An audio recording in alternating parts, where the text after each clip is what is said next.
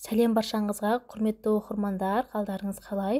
Бүгін сіздермен үйдегі бар заттардан тез дайын болатын миксердің қажетсіз осылай бар жоғы венчикпен осылай күшті биік етіп тәтті кекс жасайтын боламыз. Менің парақшама тіркеліп кетуді ұмытпаңыздар. Алдымен құрғақ ыдысымызға жұмыртқамызды, қантымызды салып, венчиктің көмегімен жақсылап қанты ерігенше араластырамыз.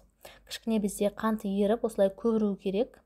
Енді жылы сүтімізді құямыз, сұйық майымызды құямыз. Сүт бізде міндетті түрде мұздай болмау қажет, жылы болу қажет. Сол кезде пісіп жатқан кезде көтерілмей қалуы мүмкін мұздай сүт құйсаңыздар, сондықтан жылы сүт құямыз. Алдын ала ұнымызға разрыхителді араластырып аламыз, лопаттың көмегімен жақсылап араларын бірдей етіп, содан кейін барып жаңағы жұмыртқа массамызға ұнымызды 2-3 бөлікке бөліп отырып араластырамыз осылай. Бәрі ұнды бірдесінен салып жібермейміз. Неге десеңіздер, қамыр отырып қалуы мүмкін, пісіп жатқан кезде көтерілмей қалады.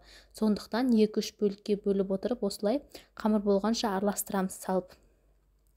Енді кекстің формасını майлап жібереміз, қатты жабыспау үшін, немесе сармаймен жақсаңыздар да болады. Мен осылай ішіне шие салдым. Бетінде әдемі болып шығу үшін бірінші астына шие төсеп жіберсеңіздер, кейін үстіне барып қамыр сасаңыздар, піскен кезінде беті әдемі болып шығады. Егер сіздер ұнататын болсаңыздар, қамырдың ішіне де араластырып сасаңыздар болады, онда да күшті болып шығады.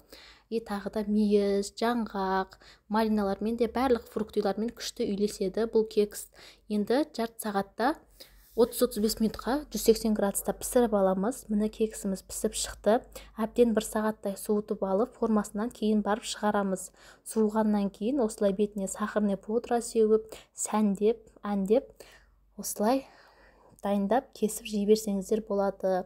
Әсіресе қонақ келген кезде де столға не қоям деп отпайсыздар. Сразу тез жарты сағатта пісіп шығатын зат. Араластырасыз да сала-саласыз пісіп шыға салады.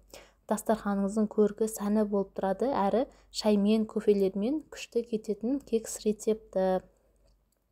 Менің парақшама тіркеліп кетуді ұмытпаңыздар. Сіздермен болған сұлқымар. Менің парақшамды тағы да көрсеңіздер болады. Көптеген видео рецептілер бар. Алдағы уақытта Құдай қаласа тағы да күшті рецептілермен бөлісетін боламын. Лайк басып сохранить етіп алыңыздар.